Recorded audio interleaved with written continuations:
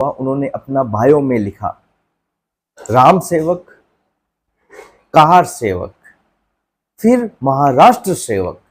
लोकसभा चुनावों के बाद में विधानसभा के सबसे बड़े चुनाव का आगाज हो चुका है। जी हाँ, मैं बात कर रहा हूं महाराष्ट्र के इस विधानसभा चुनाव की। पूरे देश में एक चुनाव का माहौल बन चुका है। लोकसभा के बाद में मैंने सबसे बड़ा चुनाव इसलिए कहा है, यूपी के बाद में कुछ ही स्टेट हैं जो सबसे ज्यादा विधानसभा की सीट्स देते हैं, ऐसा नहीं। मैंने ये इसलिए कहा है कि जैसी उथल पुथल पिछले दिनों हमें महाराष्ट्र के चुनावों में देखने को मिली है, वैसी उथल पुथल तो हमें आज तक देश की राजनीति में देखने को नहीं मिली है। महाराष्ट्र की राजनीति का चुनाव अब की बार बहुत अलग होने वाला है।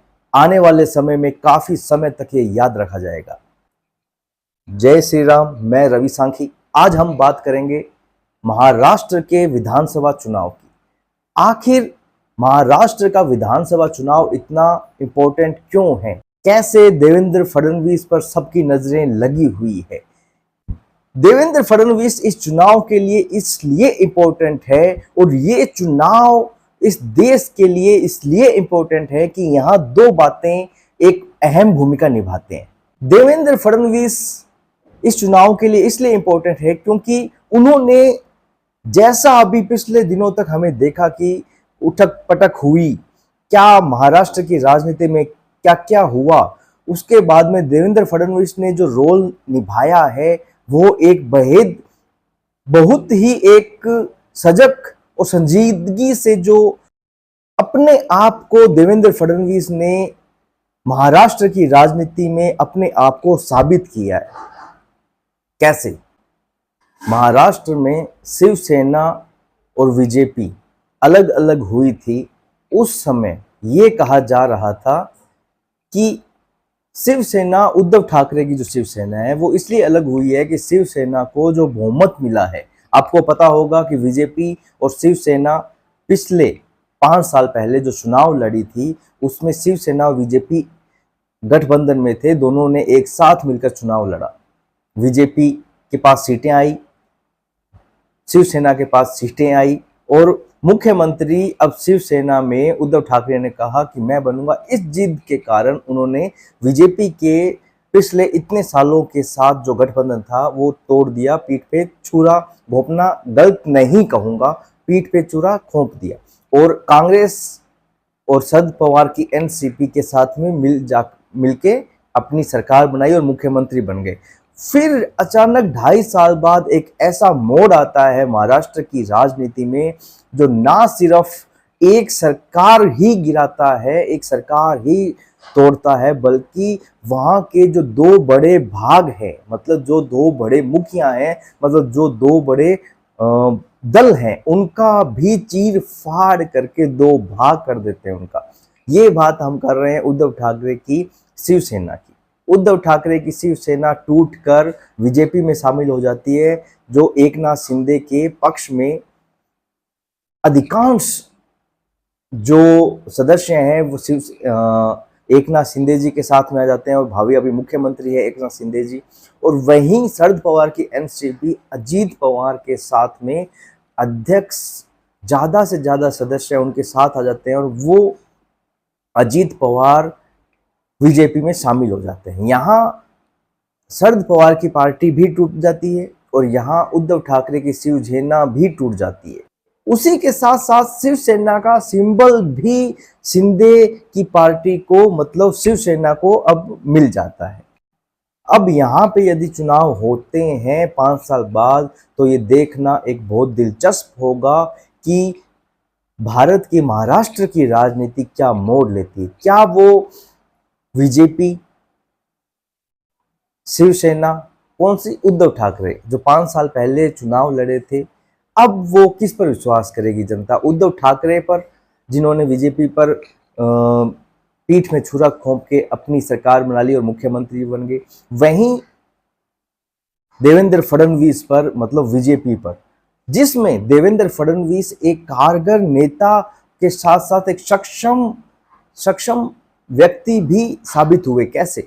ये कहा गया कि उद्धव ठाकरे बीजेपी से इसलिए अलग हो रहे हैं कि उन्होंने वादा किया था बीजेपी ने कि हम आपको मुख्यमंत्री बनाएंगे, और मुख्यमंत्री नहीं बनाया जा रहा। पूरी कहानी जो है वो सारी की सारी मुख्यमंत्री की, यही बात कही गई थी।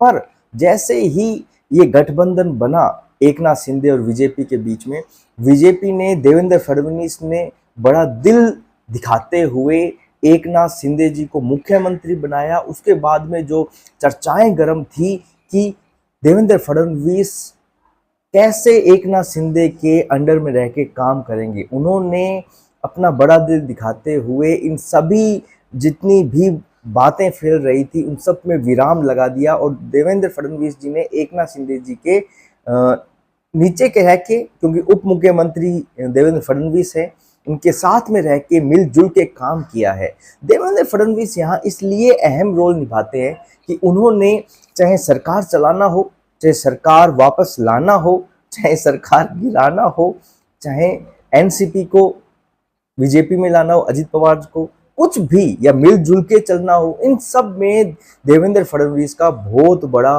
योगदान है, उनका दिमाग है और उनकी कूटनीतिकता है। देवेंद्र फडणवीस महाराष्ट्र के बीजेपी के एक सफल नेता के रूप में कारगर हुए हैं। लोकसभा के चुनाव के बाद में ये सबसे बड़ा चुनाव होने वाला है।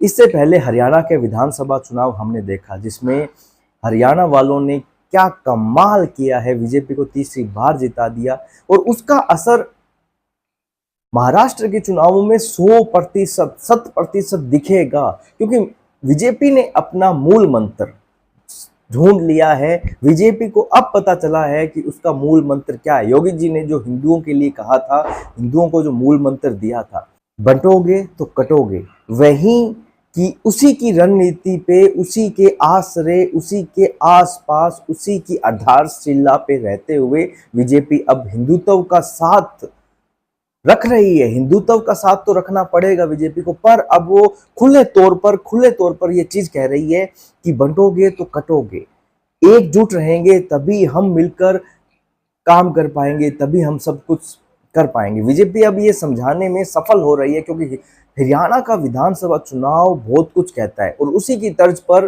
बीजेपी महाराष्ट्र का चुनाव लड़ने वाली है। देवेंद्र फडणवीस यहाँ खुल के बैटिंग कर रहे हैं, खुल के बैटिंग कर, फ्रंट फुट पे खेल रहे हैं। इसका उदाहरण आपको देता हूं। देवेंद्र फडणवीस ने चुनावों का जैसे ही ऐलान हुआ, उन्होंने अपना बायो में लिखा, राम सेवक, कार सेवक, फिर महाराष्ट्र सेवक। सबसे पहले राम सेवक, भगवान श्री राम का सेवक बताया उन्होंने सबसे पहले, फिर उन्होंने बताया मैं कार सेवक हूँ। 1992 में जो राम मंदिर के लिए जो कार सेवा की गई थी, उनमें उन्होंने भागीदार थे, वो हिस्सा लिया था। उन्होंने दूसरे नंबर पर बताया कि मैं कार सेवक हूँ। तीसरे नंबर पे उन्होंने कहा कि मैं महाराष्ट्र सेवक हूँ। कैसे देवेंद्र फडणवीस खुल के फ्रंट फुट पे आके खेल रहे हैं, इसका एक उदाहरण ये भी है कि जब उद्धव ठाकरे की रैली में पाकिस्तान के झंडे दिखाए गए, तो ये बात देवेंद्र फडणवीस जी से पूछी गई कि आप इस बारे में क्या सोचते हैं, आपको क्या लगता है। तो उन्होंने खुली एक बात कही कि यदि ऐसा मेरी रैली में होता तो मैं नहीं बख्शता। मतलब वो फ्रंट फुट पे, हिंदुत्व पे फ्रंट फुट पे खेल रहे हैं, स्पष्ट शब्दों में बोल रहे हैं। महाराष्ट्र में बीजेपी बंटोगे तो कटोगे वाली राजनीति पर काम करेगी, क्योंकि उन्हें पता है हरियाणा में यदि ये कारगर है तो पूरे देश में कारगर है। और जरूरी भी है बीजेपी को एक कट्टरता वाली अपनी छवि दिखाना भी जरूरी है। योगी जी कट्टर हैं, वो अपना जैसा है, वो अपने जो जैसे योगी जी जैसे हैं वैसा दिखाते हैं कि मैं ऐसा हूं, और उनके कहे गए वाक्य, कहे गई लाइनें, उनकी स्पीच जनता तक पहुंचती भी है। तो महाराष्ट्र का चुनाव मैं इसीलिए कह रहा हूं कि बहुत इंपॉर्टेंट होने वाला है, आने वाले समय में याद रखा जाएगा। एक हिंदुत्व के लिए देखा जाए, हिंदुओं के लिए देखा जाए, और एक ऐसी राजनीति के लिए देखा जाए जो पिछले कुछ समय से बहुत ही उथल पुथल की राजनीति हुई है, उसमें यदि बीजेपी को जनता चुन लेती है, बीजेपी मतलब एकनाथ शिंदे की शिवसेना, शरद पवार नहीं, अजीत पवार की एनसीपी और बीजेपी, इनको जनता चुन लेती है तो एक चीज यहाँ तय मानी जाएगी कि बीजेपी ने महाराष्ट्र में जो काम किया है जनता उन पे वोट दे रही है, मोदी जी के कार्यों पे वोट दे रही है। जनता को ये लेना देना नहीं है कि कौन किसकी सरकार टूटी, कौन तोड़ के यहाँ आया। काम बीजेपी ने किया है, देश महाराष्ट्र के लिए अच्छा काम किया है, तो ये फायदा जरूर आने वाले चुनावों में, दिल्ली के चुनाव में और भी जो विधानसभा के चुनाव होंगे उनमें फायदा और मिलेगा।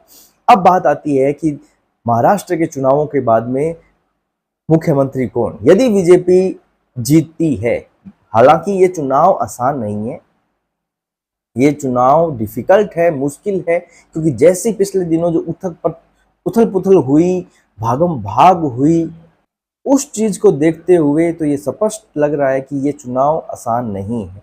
पर हाँ, यदि बीजेपी जीतती है तो सबसे आगे रेस में देवेंद्र फडणवीस ही हैं। ये चुनाव जरूर एकनाथ शिंदे जी के चेहरे पर लड़ा जाएगा।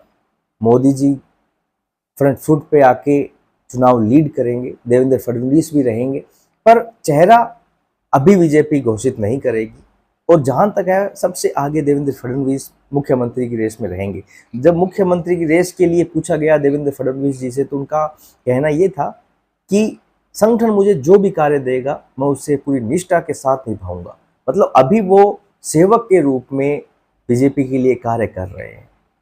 तो आज का वीडियो हम यहीं समाप्त करते हैं, कल मिलेंगे किसी नए टॉपिक के साथ। तब तक के लिए जय श्री राम।